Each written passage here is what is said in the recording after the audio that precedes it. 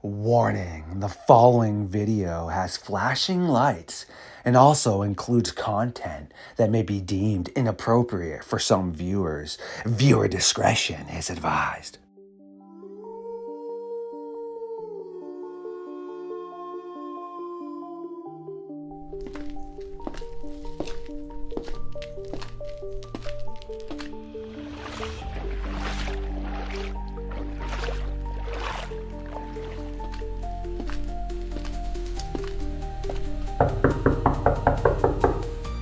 Who dares awaken me from my slumber? Dr. Reed, yes, an official scientist of the Midnight Society. Once again, I see you have decided it is time to awaken me from my slumber for another episode of Midnight Lycanthropy.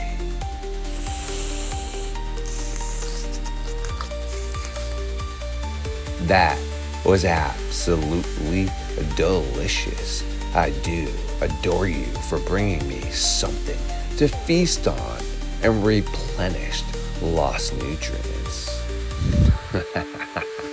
Now, without further ado, it is time for Dr. Reed and myself to take a walk into the madness.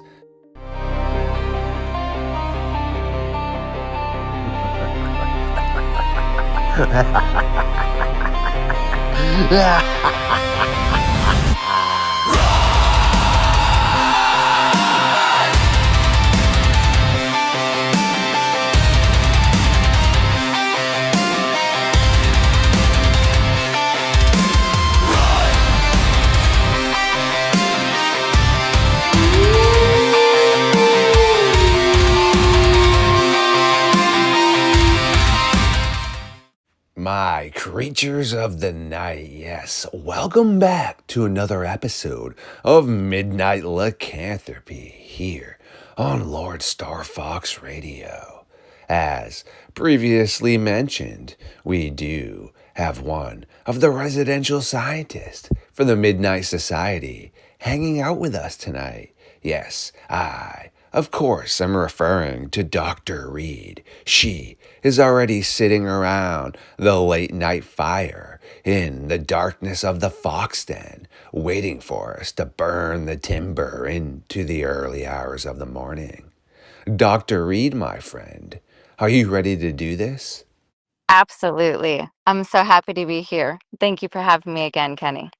Yes, you're one of my favorite people. You're part of my squad till the good old end until you decide to bench me. So it's great stuff. I am going to toss you the mic and let you take center stage as always. If you have any questions for me, which you're the scientist, you're much smarter than myself. Seemingly, I should be the one with the questions for you. Yet, if you want my opinion on anything as you're churning away, just ask, my friend. Absolutely. Well, I appreciate it. And likewise, vice versa, because that's what creates a really coherent team is having multiple people with different strengths as we're all helping each other to kind of resolve the mysteries that we're entangled up in. I actually wanted to open the conversation by going back to 2012 on the ranch with what was the original Dogman experience, my primary encounter, my first encounter out here.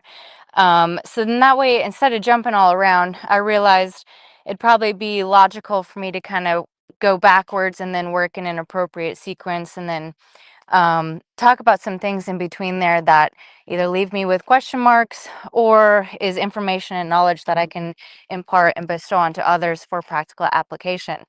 Um, Before I do that, though, I wanted to clear up some different verbiage from the first and the last episode.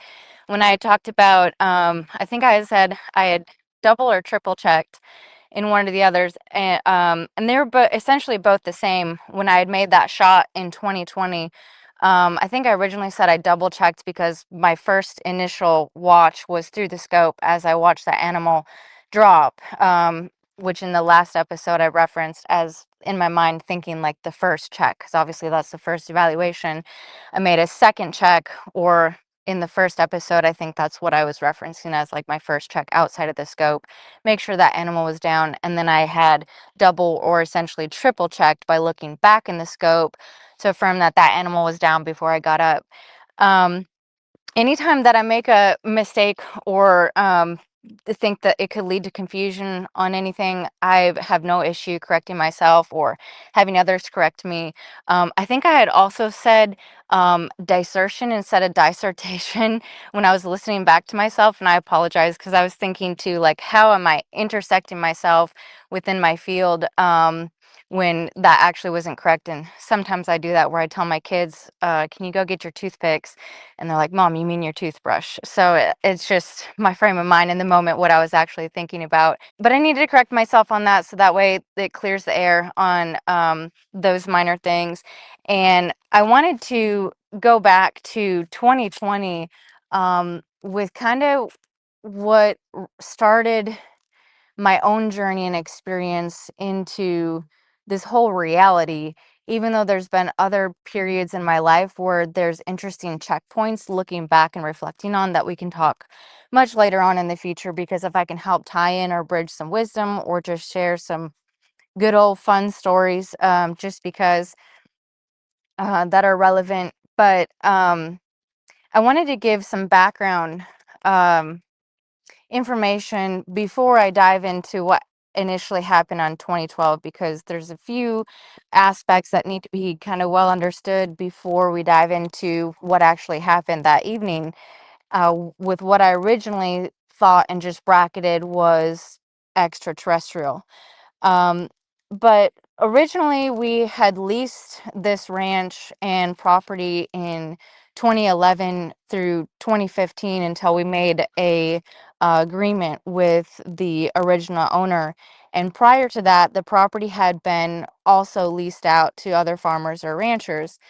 And the woman who had leased before we stepped into play was having issues with her goats. I had mentioned this on last episode about Gretchen's goats, because I actually didn't think anything of that or the 2012 experience, just because initially when the original, the former owner told me the story about what was happening with the goats and basically was just warning me, um as like to be forewarned. But obviously we're really out in the rural wilderness areas, and I pretty much live in the middle of forest, but there's, you know, meadows and valleys and rolling hills, and it's just beautiful. But it's heavily wooded areas and pretty much the wilderness that's also surrounded by national forests.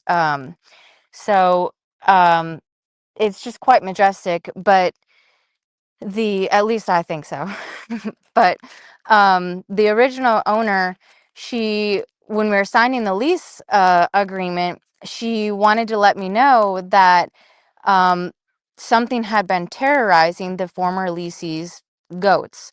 And she had had different livestock and that she was managing out here. And she had kept goats because goats can be beneficial for milk and also for keeping vegetation in good check. And a lot of her goats kept going missing. And that's not anything out of the norm, because we do live in an area that is nestled up against the many sections of national forest.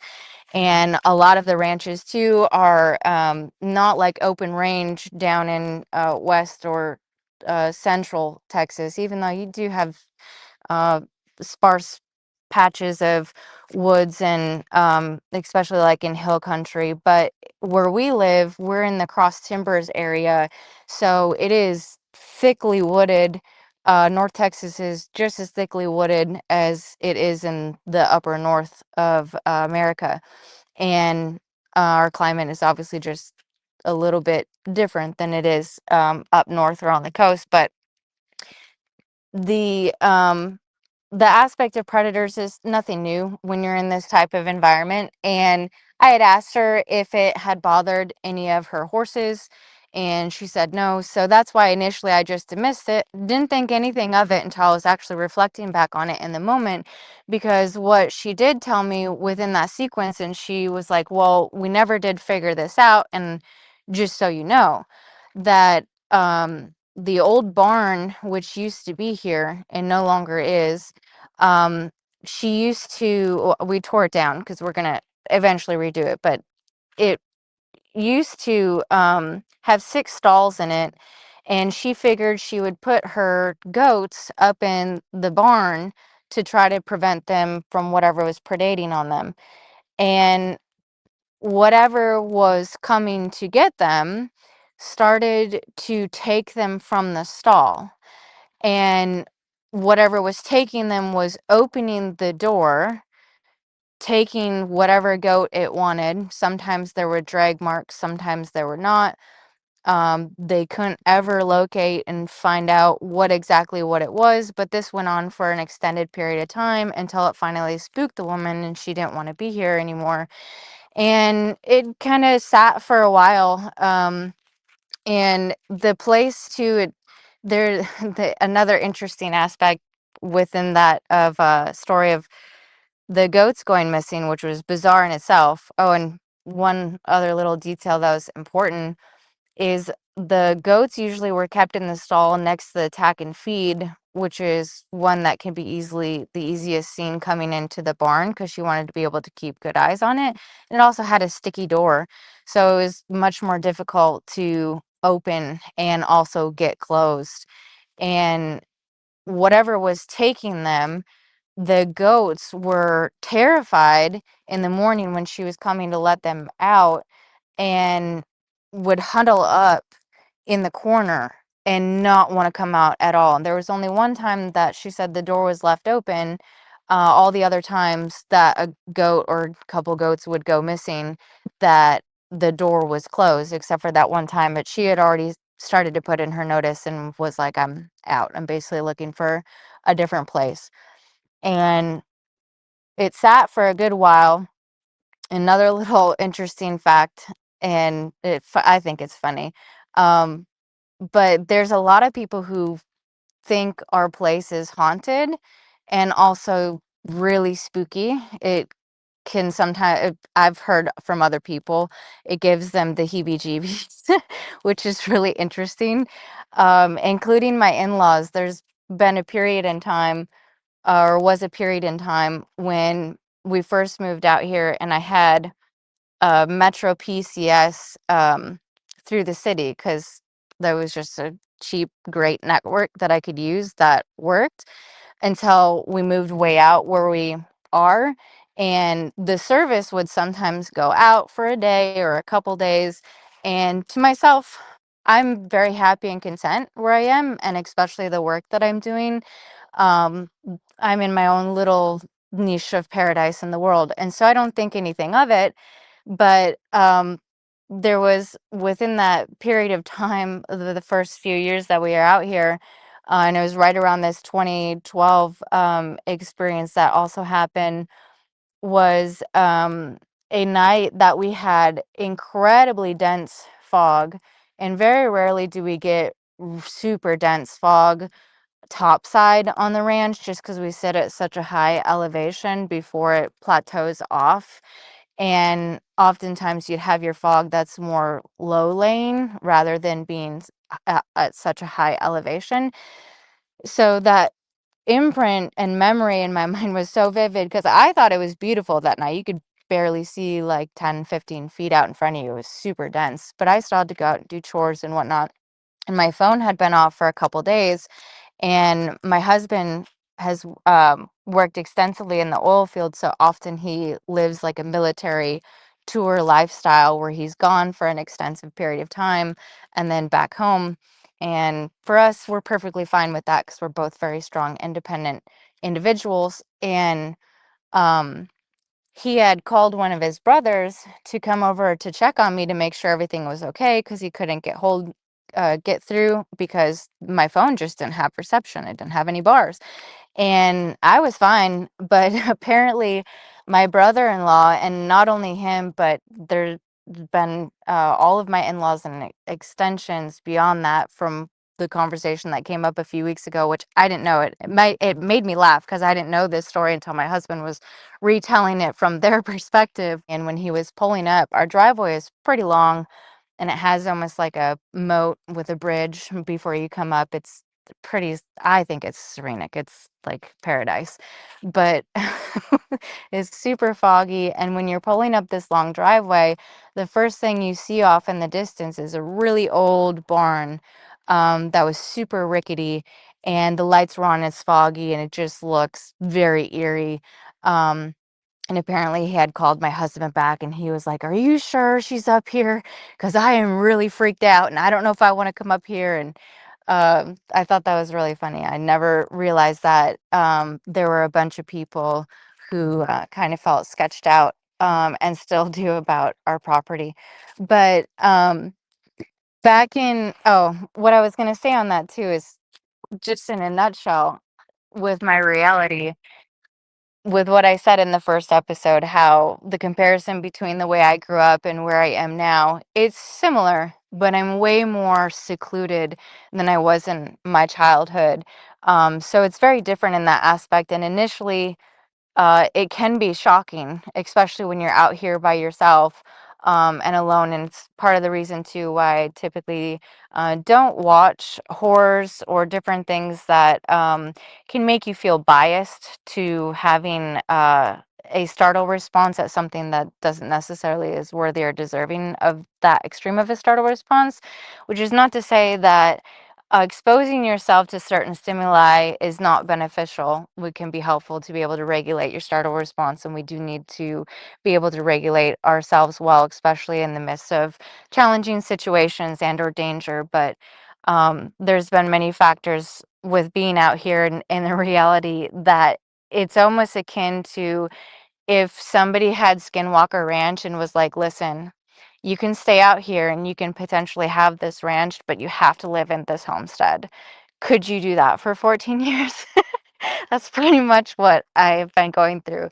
But it doesn't really faze me. I mean, I think a lot of what we need to understand with nature and um, having better understandings just in general of how we are as a species and within our ecosystem and biosphere, and what we're creating and how we're engaging and what we're doing with this planet, and all the sorts of different things that I'm working on with healing and regenerating, and the important things that, you know, I'm here for, why I came back to this planet and have always been interested in this life. So I just found that humorous. But that's just a little bit of background about our ranch just being kind of, some people think it. I would never do that. I don't know how you can do that. But yeah, I mean, you can do anything you set your mind to, if you're really willing and want to. And personally, I just think, it's helped me become a better person, and has helped push me through a lot of different growth that I've needed, especially like what happened with 2012. Um, it was December, so almost 13 years ago. We're about a year and a month into our original lease, and there is a um, plateau. The main property of the ranch sits on side of like on top and along a plateau, and then it expands beyond that down through ridges and valleys and meadows and more forest, and butts up to other ranches and national forest. But on the very top highest elevation point, where our Olympic size arena is, it wasn't originally there at that point in time, because obviously we couldn't do any major modifications leasing the property. But there was a fire pit area on the back side of the plateau that goes down, and then there's 6 trailheads that spoke out from that area. It's about 250 yards ish from the main homestead site. So still within close enough range that it's comfortable to be able to enjoy, but it's nestled in the woods. So it is a jaunt to get to. And we were down there burning brush one evening, and we had just been sitting down there, and we're going to wait until both of us felt tired and then to call it quits for the evening. And I had our youngest daughter swaddled to me. And when we were sitting down there, she was sleeping, and we were just kept burning brush, and we were sitting there. And it was later at night when I heard leaves rustling. And obviously, okay, something's coming through the leaves. And it was to the east, which is also the same direction where the Dogman, the one that I saw during the daylight in the evening that I shot, came from. It's also the same direction where the smell that came from. It was coming from that vicinity. And if you go to the farthest end of the ranch where our property line is to the east, it butts into an exclusive hunting ranch that has minimal population. And then beyond that, it's going into conserve and forest. So it's very secluded and very quiet in those back areas. And, there's a lot of wildlife that trudge around. So I was listening to kind of determine what it potentially was. And what caught me off guard is that it sounded like a person, walking through the woods. The way that the leaves were trunching, it was definitely a bipedal gait. And for anyone who doesn't know me and all of my attributes and credentials in the horse world, part of an field that I'm a master of is in podiatry, which is like hoof care and feet work, basically, as a distal limb specialist, which is essentially like the knee down, but the carpus in equids and dogs is basically like the wrist. But I specialize in gait analysis and abnormalities and correcting balances and different things. And I get super nerdy over animal feet, especially horses. So I'm very attuned and keen to like listening to things. And it's part of what we have to do as wildlife management. But it was an element we are discussing because there was a potential opportunity for us to do a deal with the owner, which we ended up doing. But anyways, I listened to the footsteps and I thought it was so bizarre. And I asked Ace, I was like, "Do you hear that?" And he paused for a second. He was listening and he nodded. He was like, "Yeah." And I was like, "What do you think that is?" And he shrugged. He's like, "I don't know. Maybe it's an armadillo." And I looked at him for a second. I was like, "Are you sure?" And he shrugged again. And at that point in time, when we started talking after listening, the footsteps stopped. And whatever was coming up the ridge, because we live essentially on a plateau, and the plateau then drops and it goes into like ravines and gullies and then different meadows intersecting with the forest and valleys, and is this very hilly and like it does have some um cliffs and ravines and whatnot. Um, so the terrain goes down and it kind of rolls essentially before it goes up, and then it goes back down again. So you could tell whatever was coming this way was coming up from the other ravine, and where the hill goes to cap on the other side before it drops back down again. And I was listening just to kind of gauge the distance as well, because it sounded like it was coming towards us, but at an angle. And that threw me off initially because my first thought back then was I was like, it sounds like someone is trespassing, and we're still in hunting season. So maybe there was a hunter that was over at the other property who's hunting and potentially just crossed the property line and is continuing to, you know, keep looking at. I mean, it didn't really make sense at the time, but that was my first thought. And then it still was like, but it's so late in the evening. That's so weird for somebody to be out unless they had shot something. They were looking for something. It just didn't make sense. But obviously, that was my logical mind in the moment. And it was very bizarre. So I ended up feeling a little bit uncomfortable, and my little one, she started to stir too, and I could feel that she needed a diaper change. And so I decided I was going to take the initiative to check the time, and then I was going to go up and change her diaper and use the restroom and come back down because we probably wouldn't be out for that much longer because we were finishing the last of our brush that we had gathered and were burning off as we were clearing like vines and stuff around in the pasture. And when I got up, I had checked my phone, which said 11:58, and I still had my Metro PCS phone back then, which didn't always get the best reception, like I said. And which leads into my next, like, why I was confused in this next phase. As I was walking up the plateau, I had put my phone in my pocket, and my phone was fully charged when I had got up from the camp. Because obviously Ace and I had talked for a moment, and then I was like, I'm gonna go up and I'm gonna take Dora to get her diaper changed and use the restroom, and I'll be right back. Do you need anything? And I had checked the time because I also wanted to know the time. My phone battery was full. As I'm walking up the plateau, I feel my phone buzz in my pocket, but it's the buzz when it goes to shut off. So I grabbed my phone out because I thought that was really weird. And then when I looked at the phone as I am walking up the plateau, it shows the battery and it's showing the battery symbol. You can't turn the phone back on because my phone is just fully charged. That's so weird. And again, I just didn't even think anything of it outside the box at that point in time. Could have been the service, but most likely not, now that I realize the shenanigans that occurred in these coming sequences. When that happened, as I'm pausing to look at my phone, I also looked back because I felt it was just weird.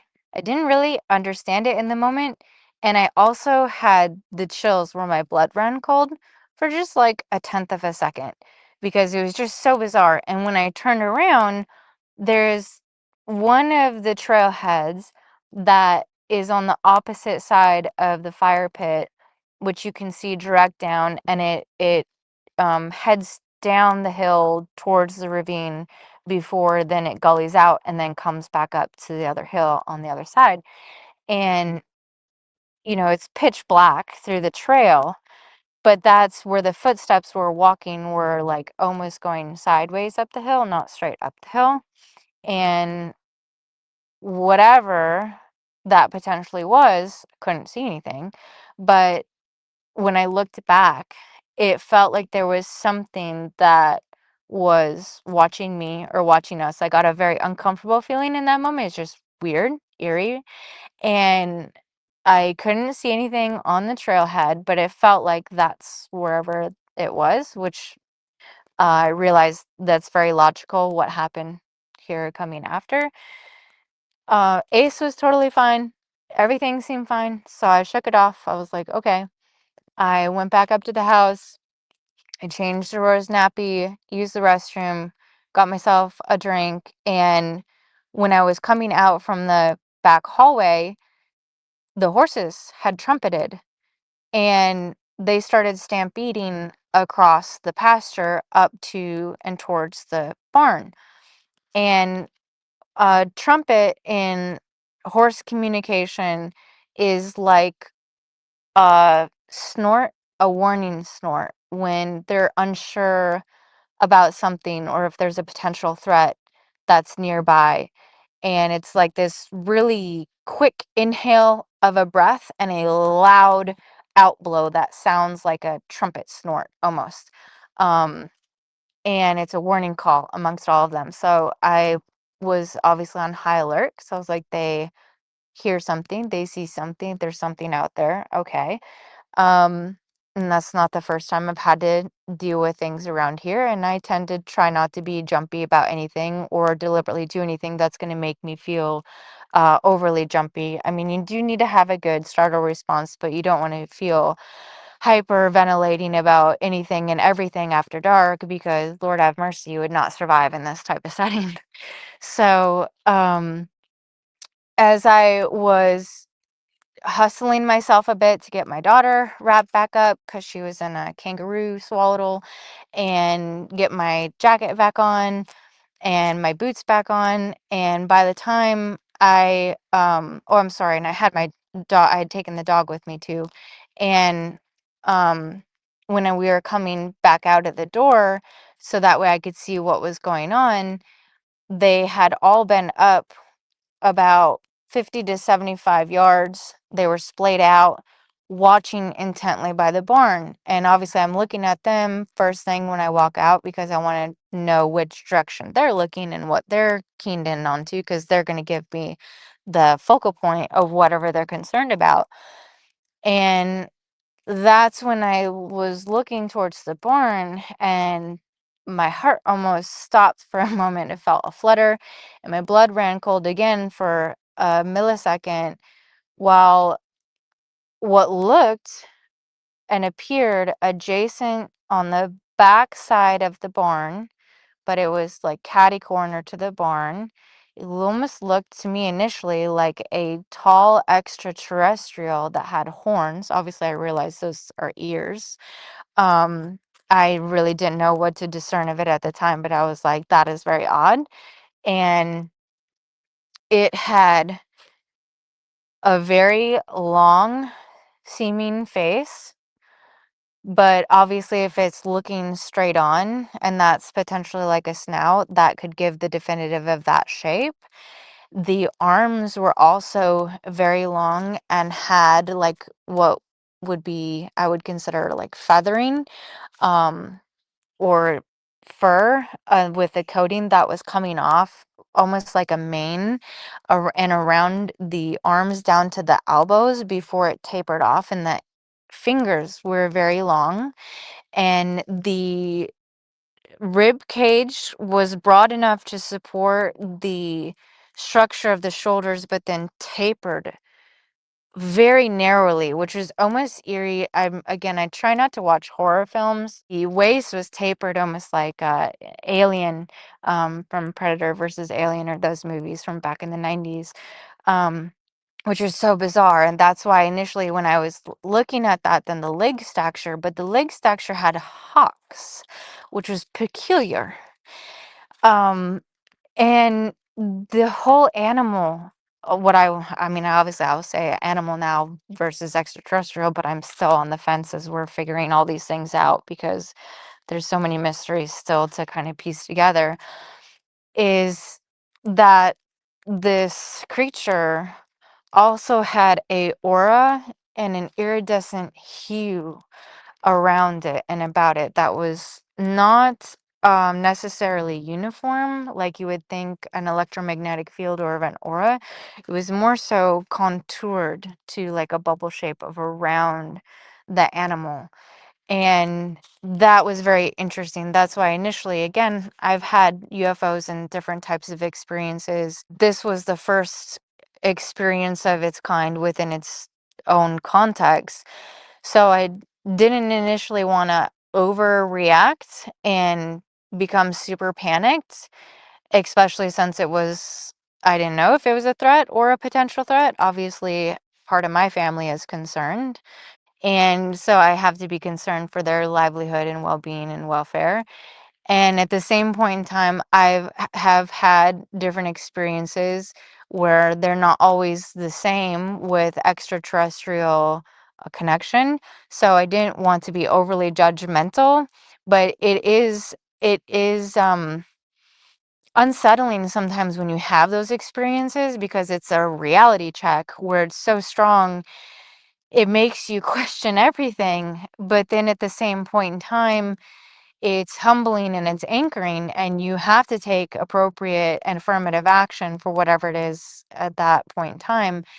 And in the whole sequence of me being on the porch and assessing this situation with what seemed like slowed down time, because anytime that we're in an emergency situation, we're bringing all of our sensory capacities online, whereas normally in waking day life and reality, we're often just selecting specific stimuli that we want to be tuned to, and then we're tuning out all the rest because it's making you pay attention. There's potential danger or threat, and something is catching your attention, and you have to be aware of this.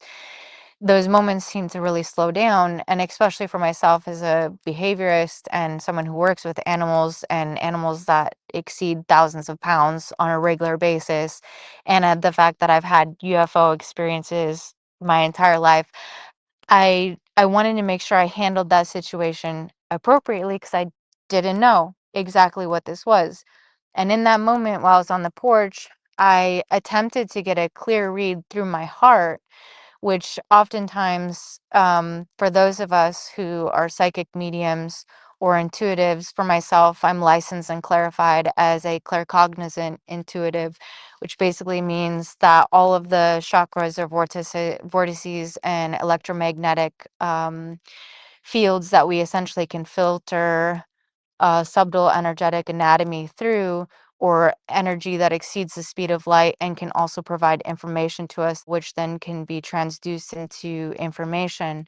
I oftentimes use my heart initially if I'm trying to get a read on something with anything that could be like an unknown or an animal, because the natural world is highly sentient, even though humans have a tendency to, and have for a very long time, wanted to disacknowledge that and believe that animals don't feel pain, animals don't have feelings. And, science is always evolving. I'm a scientist, I love science. Um, and it's wonderful. It helps us to create understanding and have verification in what it is we're looking to seek understanding on. And then sometimes too, it is not valid or it's falsifiable, which just means it doesn't hold true to the rigor. It's not consistent every single time, and then we have to adapt things. Um, and so, that's essential as well. And I try to make sure that anytime I'm using an extrasensory perception or ability, and with my practices or how I manage our ranch out here, I'm using often my heart, because our heart is the most powerful electromagnetic field and frequency of our entire electromagnetic field. And it can also override the brain.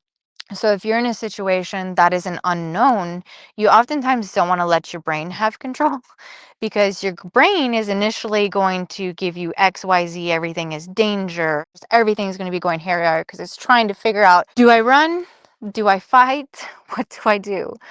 And you really got to be in control in those moments, especially when it is a situation and setting like I am in, which this is my territory. Now, obviously, my home range or our entire property has different zones and divisions to it in order to create optimal coherence. And then our main territory, or the bulk of what we manage, which is actually 1/3 of the property, or a little less than, that we kind of essentially artificially manage, is to keep a good coherence with nature. So my reaction to certain situations is going to be a little bit different than a situation if, say, we're in the national forest and we're out camping or riding or hiking or whatever, and you create an encounter. You want to be more mindful. Yes, I wouldn't ever um, acknowledge going into heart-centered feelings first, because and your gut, but your heart is going to pick up everything your gut is telling you, and your gut is going to pick up on everything subconscious that is going on with engagements, and often things that, unless you are super aware and able to process all these little minuscule signals and forms of communication, which your subconscious can do absolutely accurately. That's why you get that gut feeling, run. You should probably listen to it. And that also can change in certain situations too. If you're in, like, say, national forest, if it's not your territory, which territory in ethological terminology means your domain that you actually are protecting and governing, um, doesn't necessarily mean your home range. A home range can be like everywhere that you own or forage or you're utilizing or overseeing. because an animal's home range could easily be like 60 square miles, but their territory is only like, a mile square range, and that is existing around their den.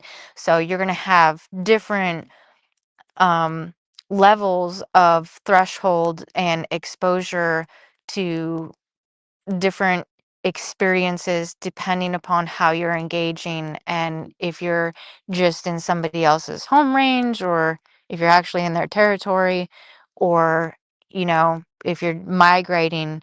Oftentimes the preferences to avoid, except for in noxious type situations where something is annoyed by something else, which usually nature is annoyed by humanity because humanity is so out of check with itself.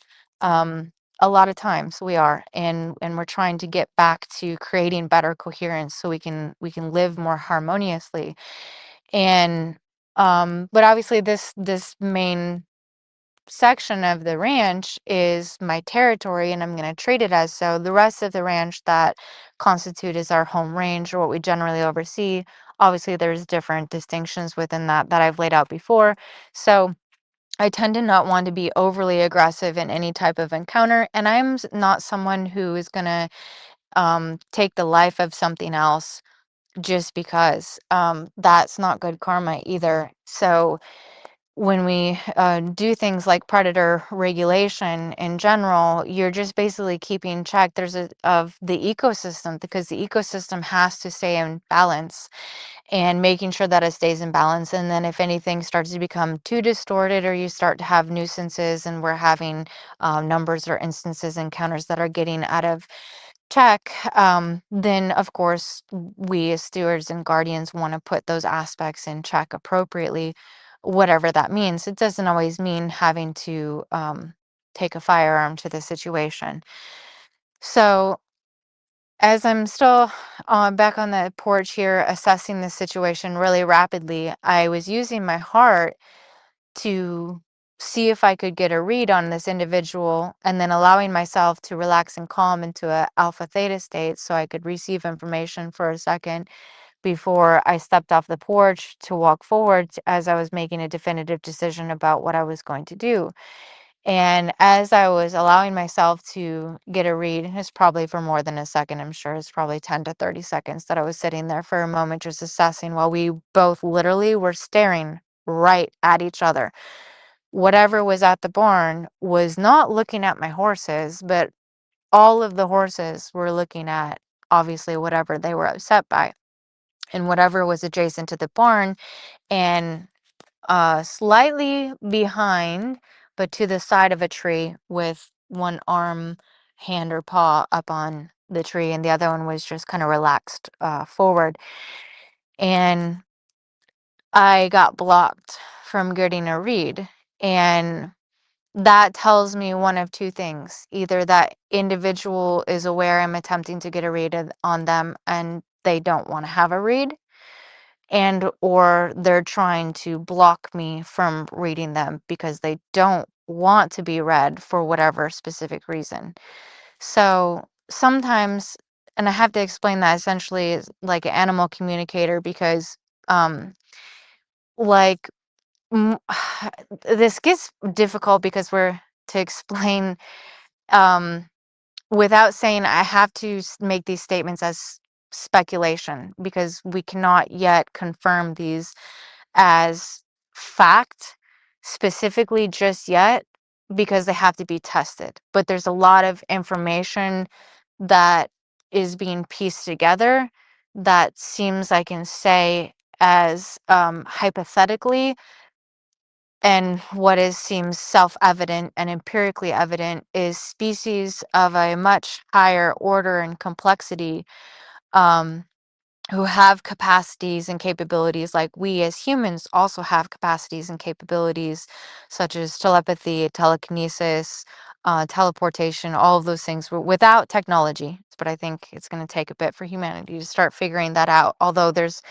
a cusp opening, and that's really good, because our species is upgrading, and this is kind of paralleling along with it, because um, usually when I'm working with something that is, say, traumatized, oftentimes they will block a memory or sequences of memory or access to anything in that identity's memory or frame of mind when I'm working on physiology, and attempting to tap into anything that might give me further clues or understandings as to what actually damaged that animal, or traumatized them. If it's really severe and if it's often complex enough that it's associated in conjunction with humans, they oftentimes block that because it's vulnerability and they are just shut off to that aspect. It's almost like a blacked out memory. And then sometimes it will come forward more that the animal trusts you. It's very similar in people. I talked about shielding too as well, I believe, in the first episode, which is more of a metaphysical component and exercise, but it is something that we're already having the science come in to validate that intention can actually influx water, influx thoughts, influx feelings, and we're stepping into this whole reality that is actually very magical and mystical and beautiful. And but usually it for that level of engagement, because I don't often encounter that with wildlife. Usually, if I'm getting a blocked memory on something or somebody's blocking me from information, it's either they're shielding really well, they went through some kind of adversity, they don't want to share or open to it, they'd rather deal with it themselves. Oftentimes, it's like a complete shutdown. Um, or they are like if they're hunting, they can conceal something or they don't want to be exposed, like they're camouflaging, which is what I believe was in this case, because there's actually a similar scenario that happened a couple other times that was very similar to this situation. That was really interesting. I couldn't get a read from the heart. There was a sever. And then I relaxed for a moment to open my mind to allow anything that needed to filter through. Because when you're claircognizant, basically what that means is clear knowing. So oftentimes you're receiving downloads from the unified field and direct from, or the source field. There's many different names for that, which is classified in quantum mechanics and helping us to break down and understand what is God actually, what is consciousness, what are these things, how do we explain these gifts, stuff I've been super nerdy about since I was a kid because I always wanted to understand and nobody could ever explain it to me. So I was like, I'm gonna figure it out, we're all gonna figure it out, let's do this together. But what happens with that is, oftentimes if you can receive information that you're aware of, that you already know, that your brain has already learned, and or if it's something that your brain has not logged or doesn't know, you oftentimes will get downloads or like thoughts, understandings, or sequence of like visions or words and sentences that are instructing you on something or teaching you something or telling you something. And oftentimes too, um, I don't understand what that is in the moment. I'm just having this download, and then I have to figure that out and piece it together because sometimes it's like a word that I get, sometimes it's sentences, sometimes it's visions. And then I use that to filter everywhere else clairaudiently or through clairamiently, which is like through your senses. I get different smells and things, and through your heart, or through your gut. But through your heart is often the best space to go through because it's going to give you a clearer read and it's going to let you know more accurately the other senses that you're filtering through. So in that moment, I got upset initially because I wasn't getting a read. And usually, when I have extraterrestrials who come to visit me, oftentimes they give me a sense of understanding why they are here, and then oftentimes I get a message or a download. Sometimes I've gotten gifts left too, and usually it's for something for me to solve or something that I'm working on, or something for me to understand. And this was different than that. So and it also, the few instances that I've had entangled with Chintari since I was younger was I never got harmed. They were looking for something within my memories. I just didn't understand what, until much later on. And then I had an understanding. They were, um, can sometimes be a bit more abrasive. It's almost like a parent that's trying to tell you, give me your phone so I can look through your phone. um, and you're kind of like, but I don't want to, and no, you have to, and you need to, and so, but I've never been harmed in that, and so I did have some PTSD that I've had to deal with, and being out here and actually able, because I've been out here essentially since I've been 22. I've been out here for a very long time, and it's uh it's helped me really deal with a lot of things I didn't when I was younger better, because you have to face your fears at some point. That's how you become better as a person. I mean, you can run from your fears for sure. Sometimes it's appropriate to do that if you need to get away from danger. But being afraid is a choice. Danger is, on the other hand, real. You absolutely need to know what to do in a situation with danger for sure. But you also want to make sure you got your head on. Um, and so this was just very bizarre. And uh, I knew it was a threat, and a threat of some kind, but it didn't when we were essentially staring at each other, but I couldn't see any eyes. It was just like a silhouette, and then the orb, because it was such a far distance, is about 200 yards away. And I just got very upset, and I knew that it needed to be pressured and affirmed that its presence is unwelcome, especially if it's not going to be open hearted and minded and allow me to have a read on it, especially if it's very unique, such as that. Um, and then the closest essentially weapon I had to me was a bow staff, which is actually one of my favorite weapons of choice. Um, and I, it was actually down, sitting by the well house, and I hurried down the porch, and I went straight for my staff. I wasn't, I was like essentially power walking, like a power march. And I got my staff because it's a very effective tool. Like if you, for myself, I guess because I have a different view on reality and a lot of things, especially in relation to ourselves and how we are governing. But for myself and my family, they go through the rigor that we need to have the discipline to understand things like martial arts, hand-to-hand combat, self-defense, and being able to handle multiple different weapons, not just a firearm.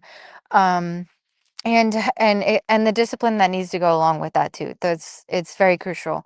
Um, but bow staff is one of my favorite just because it is almost like the sage warrior, who are individuals that I look up to, and ancient texts that I read and love, like I talked about last time, when there is a potential of what I shot in 2020, if it was supernatural. In the ancient texts, it says that the monk warriors, the sage warriors, would get to a certain point in their consciousness that if anything was attempting to harm them and was essentially in an imbalanced way, they could potentially block and barricade a blow of a weapon or ricochet a bullet. So that would match in with some of the sequences we've had just in history and different stories that have came up with seemingly kind of bizarre, and could fit into this too, biologically, even though that would be more of like quantum biology and quantum physics. But anyways, when I started after this creature, my intention was obviously not to harm it, and Ace was weaponized anyways down by the fire pit, and I didn't feel a need. There was no need. There was no immediate threat for me to take severe consequential action against whatever this creature was. Was just for me to let this individual know you're not welcome this way or this presence. And I made that very clear in my demeanor and when I was walking. And because I'm equipped and skilled to be able to handle different types of weapons, especially like a staff, which is not to say you ever want to get into a fight with a dogman with a staff. But if you understand combat, hand-to-hand combat really well, especially on reflex points or different things, like how when I'm doing training, it is always the one who moves less and is able to execute on the reflex points the quickest that wins if you're in a close conflicting engagement. So, and animals know that automatically if you got them in a weak point or not, and if you have the upper hand.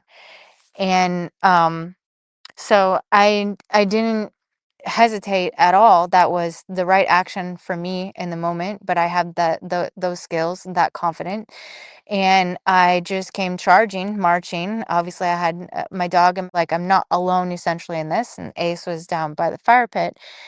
And as I went marching, the creature swept backwards towards the tree line where one of the trailheads comes out and came out behind the barn. And I went towards that area. And as soon as I got to the top of that knoll where it goes into the tree line, I'm up at an elevation, and as I'm looking down, about 60 yards was whatever that creature was at the Z of the trail where it splits. And it was again looking out behind the tree, but more covered this time. I couldn't see the lower body, I could only see the upper torso, and both arms were placed on the tree trunk at a decent height. I actually never thought to go measure that tree down there, but I did measure the one behind my house, which we'll talk about in the future. And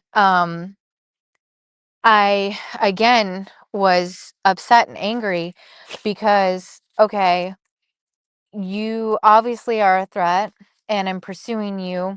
And it's good that you are avoiding conflict because I don't want to have conflict. I prefer not to pick fights with nature. I prefer to operate with them as coherently as possible and to essentially try to shape their behavior as best as I can, and avoid having conflict, even if that comes at a repercussion of causing redirection or sometimes displacement behavior. But or displacement hypothesis, which is essentially in those type of situations you can have um, like an animal that is say let's say this situation, the animal is obviously potentially hungry if that was the animal that was taking Gretchen's goats and maybe looking to see if it could have an opportunity with any of the young horses or whatnot. And I now show up as a threat where I'm countering that, and it's unsure should it fight or flight. And obviously it chooses one of those. But then if something were to get caught in a freeze, like what happened down at the tree, where it was at the end of a Z trail where it had a fork and it was behind the tree, and also what looked like that it was shifting a little bit. I couldn't see its feet, but anything that shifts back and forth is letting you know that it's unsure about what to do, and it's essentially stuck in freeze. It doesn't know should it flight, should it fight, and any action in that point in time is conveying information. So for me in that moment, obviously my head thinks a lot different than most people, but this is what I do for a living. And especially when I'm evaluating situations like this in the context, I paused for a moment because obviously I didn't want to apply any pressure. If I would have applied too much pressure, that could have potentially provoked that animal to want to counterattack, feel overly too threatened. I didn't want to put myself in that level of vulnerable position, especially the situation and the circumstances and the context. I didn't want to get hurt. Didn't want my daughter to get hurt. Didn't want my dog to get hurt. Any of my stock, my husband. We all wanted to stay safe, and or I wanted everybody to stay safe. And um, so I waited for a moment to allow it to take the initiative to make a decision. while keeping the pressure, and my body language was squared off, and my eye contact was consistent, which is another big thing because eye contact is a big determination along with body language in the animal kingdom. Anything that makes eye contact for longer than 70% within a sequence is automatically predatory. So you can use that to your advantage in certain situations, and the one who is subordinate will look away first. So those type of understanding that in those type of situations are important because for me, I just locked for a moment.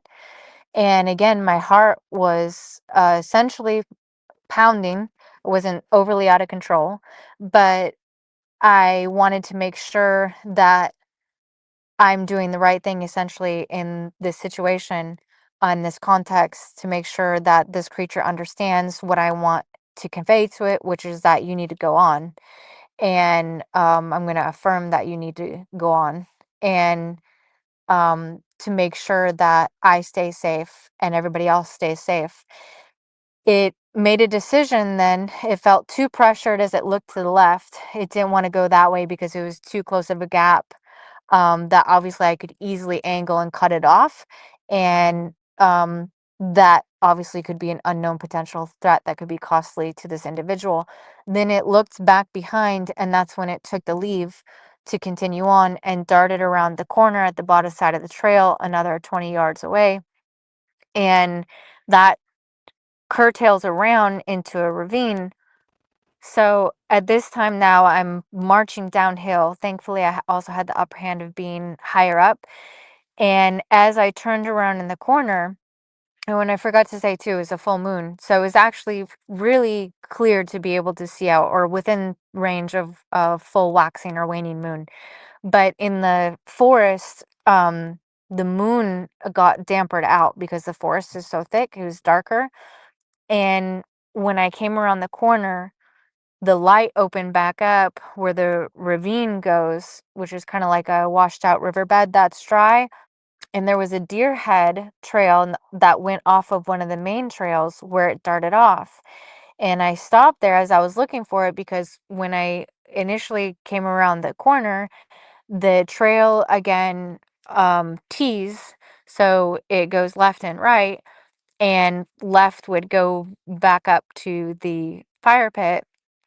And I looked both ways and I couldn't see anything. So then I decided I was going to walk a little bit towards the fire pit, and my intuition felt that as well.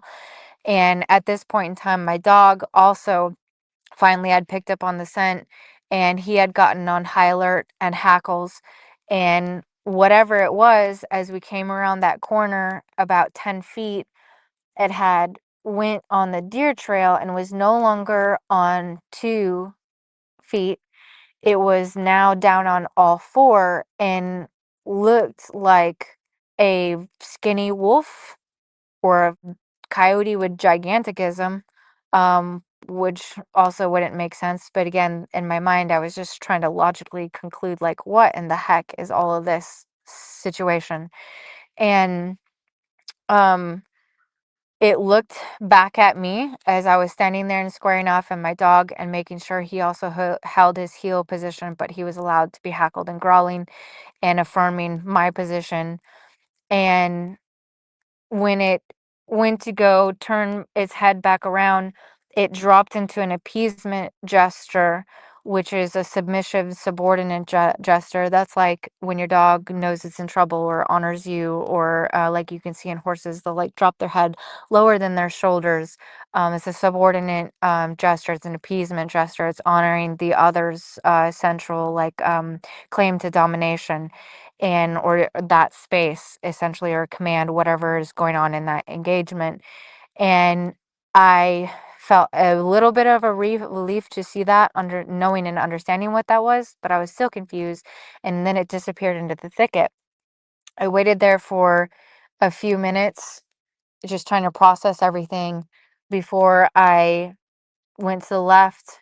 I walked back all the way up the hill, and came out the woods. And Ace was surprised because he's like, "Why were you in the woods? And why do you have your staff?" And I initially didn't tell him about any of that during that night because I still needed to process it. And I had actually tucked that away and didn't even think about that until recalling more of the details of what have happened out here, just kind of piecing together outside of specifically what happened in 2020. Because 2020, like if you're seeing something at night or during dusk and it feels very bizarre, and you also have a background in ufology and paranormal and different types of stuff, you won't you don't you just keep that generalized. It's just the best way to bracket it, and that's just what I always did. What happened in 2020 though is totally like black and white difference with what I saw in broad daylight. Um, but all of that pieces together. And I didn't say anything, even though he had thought it was funny that when I came out of the woods and he was like, why? And I was like, oh, I wanted to. And I didn't want to say anything about it thereafter because I was still processing it. And I didn't know how to process it. And Ace and I were still opening discussions on like UFOs and different things. And I'm married to a man who's a very hard skeptic, kind of like I'll believe it when I see it. And which is very funny because for myself and my background, and essentially what I've came from and then gone into in the science realm, which are almost like two contrasting types of experiences, but also help keep me more open-minded because you have to stay grounded in the science. That is really good. That gives us facts, that gives us understanding. But then at the same time, you also need to be open-minded to all these other things that are essentially still mysterious or quantum, and we don't have all the pieces of the puzzle yet. And so it's good to be open-minded. But I remember there was a time he didn't believe in orbs, and right after we got married, there was white orbs all over the place, and it was very interesting. And it started to change his mind and different things, but I didn't know how to bracket that situation. And so initially I just tucked it to the side because then the other things that occurred thereafter, which were in 2015 and 2016 and things, 2017, what we can talk about in the future. Before then, there was a lag in sequences to like 2020. That were just very interesting. But obviously, whatever was out here, um, was out here prior, and or potentially was out here prior, and was getting free meals from the former rancher that was out here, and then that kind of created a repertoire. But what I've gained from that and understanding that I wanted to share is that we can essentially learn how to govern ourselves better and figure out how to navigate reality and nature to the point that it can help us become better people. And that's what I personally believe Dogman is a catalyst for, and almost serves like an initiatory, um, no different than the animals that I use for assisted therapy, except this is the wild version. It's helping us recall parts of ourselves that we may have forgotten or that we don't understand. How can we better ourselves and subsequently our reality? And it almost seems like a humble checkmate, but one without being subdued, if you can. Because essentially that's how I've perceived Dogman as with my experiences. Um, it's helped push me to regulate myself better, show up for myself better, understand, be more open minded and generalized with situations. So that way we can be more effective in what this situation is beckoning from us. So, thank you for listening and tuning in. If you enjoyed this content with renewed eyes, please subscribe, like, and hit the notification bell to keep up to date with Dogman research, history, and true stories. If this content resonated with you and you enjoyed today's episode, please drop a comment or emoji to help with the channel's algorithm. And until then, stay safe and sane out there, Midnight Society. Wow. What legendary stuff, as always, from Dr. Reed. And thanks again for hanging out with us tonight. Appreciate you. Absolutely. Thank you too, Sue, LordeStarfox. I appreciate it as well.